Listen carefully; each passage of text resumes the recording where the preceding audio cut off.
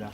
Donc, Monsieur de Calataï, d'abord, merci d'avoir accepté de répondre encore à une question ou l'autre ici en fin de journée. Après ce que vous avez entendu en passant dans les groupes et en entendant un petit peu ce que les gens disent, même de façon informelle après vos interventions, les questions qu'ils vous posent, qu'est-ce que vous retenez Une volonté d'être actif. Un constat que les choses doivent évoluer. Une insatisfaction, elles évoluent peut-être, mais pas assez vite, et une volonté d'être partie à ce mouvement. En même temps, on sait que les changements les plus importants, les plus structurants viendront du politique, et là on sentait que la confiance n'y est pas vraiment. On se dit que quelle que soit la manière dont on votera lors des prochaines élections, ça ne va pas faire une vraie différence. Et donc, plutôt agir au niveau local. Alors, moi j'ai tenu des propos en disant on peut agir au niveau local, ça va avoir un impact, faites-le, mais n'en ayez pas des attentes trop fortes. Mais ce que j'ai surtout senti, c'est ça, c'est se dire, mais au fond, ben alors ok, comment est-ce que moi je peux agir, moi, sur mon lieu de travail, dans mon supermarché, qu'est-ce que je peux bien faire avec mon épargne? Je n'avais pas évoqué cet aspect-là de la finance éthique, et la question est venue, mais au fond, si je place mon argent à gauche plutôt qu'à droite, si je l'investis de telle manière plutôt que telle autre manière, est-ce que je ne peux pas faire une différence? Et la réponse est évidemment que oui, que l'on fait une différence aussi comme ça. Ça ne va pas changer la face du monde demain matin, bien entendu, mais ça peut faire une différence. J'ai utilisé le mot de consommateur, et donc j'ai entendu aussi des échos par rapport à cela. Mais au fond, c'est quoi être consommateur? Être consommateur, c'est si vous n'aimez pas ce qui se passe dans les territoires occupés, vous agissez en fonction. Vous n'achetez peut-être pas des haricots parce qu'ils viennent du Kenya et qu'il vaut peut-être mieux manger un légume de saison venant de chez nous. C'est ce type de petites choses là, et donc là il faut pas être impuissant. Et si vous achetez vos légumes sur le marché, dites-le bien au maraîcher que si vous ne lui achetez pas son melon, c'est parce que son melon qui vient du Sénégal, c'est pas vraiment raisonnable.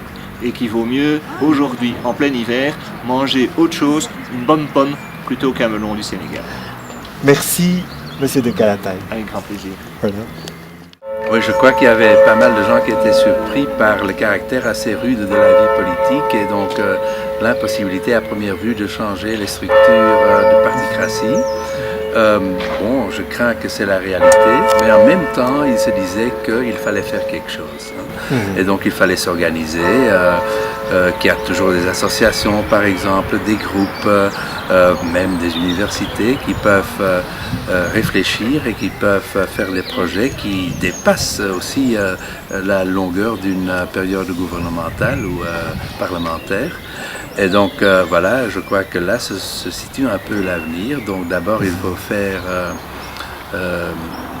il faut avoir le courage de bien analyser ce qui se passe, y compris les faiblesses du système, mais puis il ne faut pas se décourager non plus et se rendre compte que on peut faire beaucoup dans sa vie privée, donc dans les relations personnelles, dans la vie quotidienne, à un niveau peut-être restreint, mais très intéressant et important pour la vie quotidienne, mais aussi dans un cadre plus important, donc avec des répercussions politiques, parce que le fait que les partis politiques craignent un peu le peuple et donc la voix du peuple signifie aussi que de nouveaux projets lancés au sein même de la communauté ont pas mal de chances d'aboutir quand même à un moment donné. Vous avez entendu l'un ou l'autre projet comme ça? Eh bien, j'ai entendu un projet de médecins qui était très démocratique dans leur façon de faire, avec même la femme de ménage qui participe aux discussions et qui prend des décisions avec les autres, donc une grande solidarité au sein de certaines équipes. Bon, c'est peut-être pas facile non plus parce que la démocratie de base ou presque totale demande un très grand engagement et aussi une grande confiance mutuelle. Mais c'est bien quand même de faire ces tentatives, même si c'est pas toujours certain que cela va aboutir. Le fait de faire ça et de s'en occuper est très important. Le fait de ne pas se laisser décourager et de ne pas dire qu'on est devenu sage, tandis que peut-être cette sagesse, c'est peut-être la résignation. Merci. Merci à vous.